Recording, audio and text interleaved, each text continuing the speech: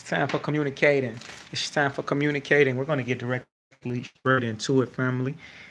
You know, when I talk about Toastmasters, I try to be right on time. I don't want to waste too much time. And I just want to share some ideas about getting younger people involved. Because I noticed something. I've been a Toastmaster since 2010. It's a long time, very long time. It's 2018 now, so that's 8 years.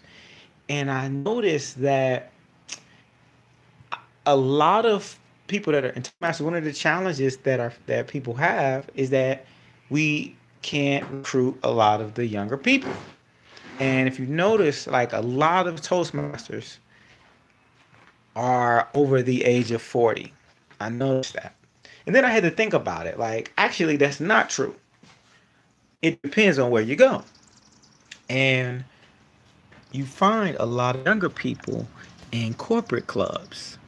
Now, I know this to be because when I first joined Toastmasters, I joined a corporate club. When I was 24 years old, I joined a club called Chicago Speakeasy. This was down in Chicago in the Chicago Board of Trade, and it was basically like a corporate club. Most of the members that were there, they didn't all work for Board of Trade, but some people worked for Chase, some people worked for Chase Bank, some people work for Federal Reserve Bank, but everybody works pretty much in that area, at least most of the people, right? And that's where I saw the younger people at.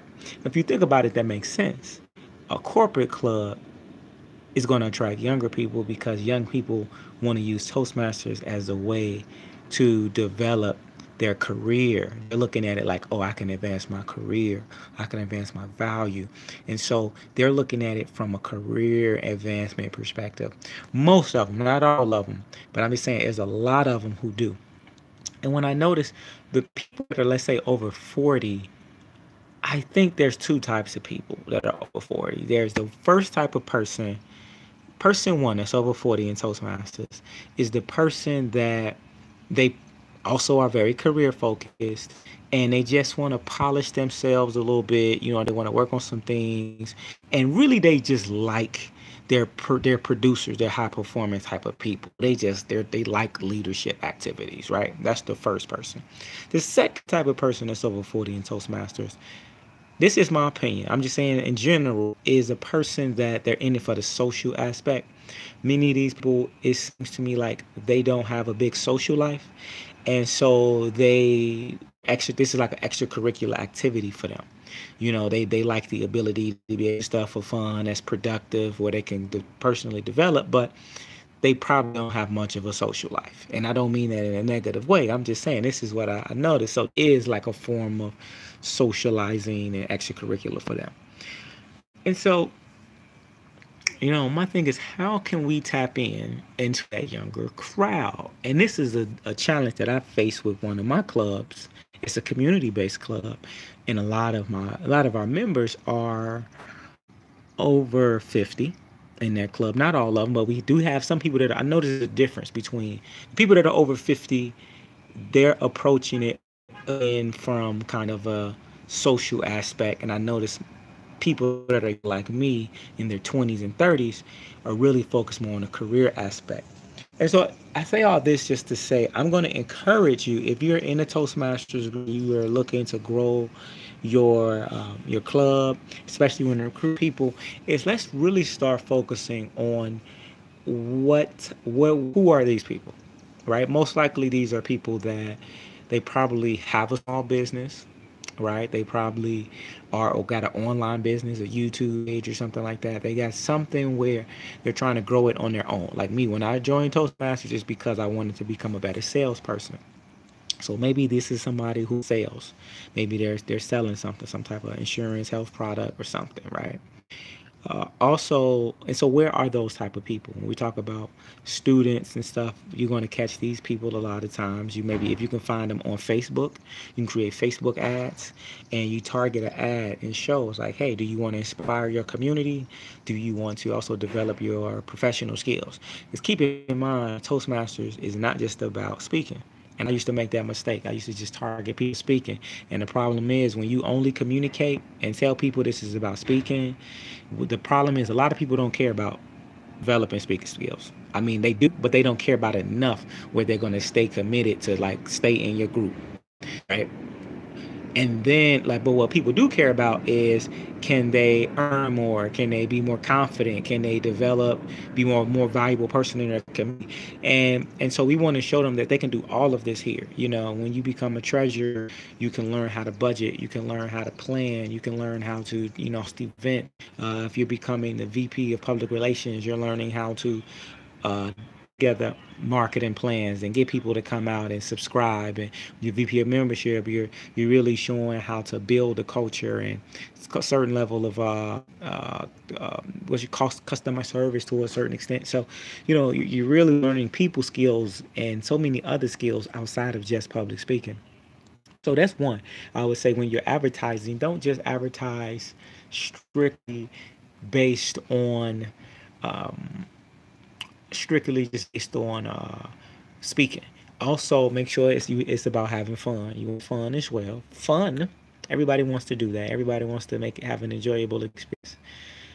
So I just want to encourage everybody, because at the end of the day, we want people that are going to move the culture forward. You want to spark and have new energy in your club, because people get tired when you go to meetings and it's the same old energy every time. Who wants to stay for that? And the meetings are always predictable, right? So it starts by having fun in the meetings, and also being clear on what do you want the future of your club, and how do you want, what type of people do you want to attract for your club, because everyone isn't a good fit for every club. I think, you know, because I'm in several different clubs. My primary club, I think it's a community club. It's a very fun club. We like to have fun. You know, we give out a lot of gifts, prizes. We have a lot of themes.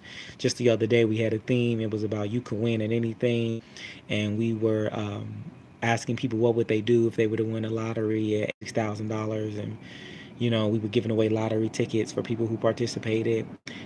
It was pretty fun. It was really fun and festive, and I think things like that go well when you're advertising and marketing the brand and the culture of your club. And again, if you want younger people, I would say target the career people that are involved and how this can help their careers. Find them in corporate America. You can take some of them from corporate clubs. Some of them you can find on Facebook. If you create a flyer or a video and use a video to target a market with a specific ad campaign on Facebook. You can find them also on Instagram, right? Promote that. Use memes on your Instagram page. Things like that go a long way. So, again, if you want younger people in the club, I think a great way to target them is showing them how they can sell, showing them how this is going to be professional. You got to market the lifestyle to them. Young people are interested. Oh, can I use this to make money? Can I use this to impress others? You know, or gain more esteem. So, with that being said, have fun, guys. This is just a couple thoughts. I'm just going off the top. Really structure this message, and I'm over 8 minutes. So technically, I've went over my 5 minute mark. But in conclusion, as I recapitulate my message, I want to remind you want to get younger people involved. It's going to start with a mission of knowing who your club is, who you want to target, and what's the best way to those people. And a lot of times you can get it through focusing on career development, and not just for the social side, because that's what the younger people are very interested in, at least in my experiences, right? I'm not saying that this is the only way to go, and y'all know there's more ways to do it, but I'm just saying, as a person who's been involved in Toastmasters for 8 years, I've visited over 100 clubs, I've competed in more contests than most people who've been in Toastmasters. I've been around and seen a lot. Not saying I learned it all, because I don't. I got a lot that I could learn, but this is one thing that I do observe, and I do a lot of observation in Chicago, District 30 and District 103. So shout out, hey, subscribe to the page, guys. Bold Literary Talkers is my club. Come visit us. Snow Wait 973. And BOT, yes, yes, yes, indeed. And you know all about elevating your communications. Yes, and you know I'm your platform partner, Jackson 360. Yeah, all about making things happen quickly. All right, holla at y'all later.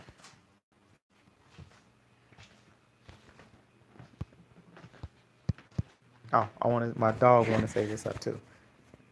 Say what's up, church. Say what up, church. What's up, Coco? Yeah. Yeah.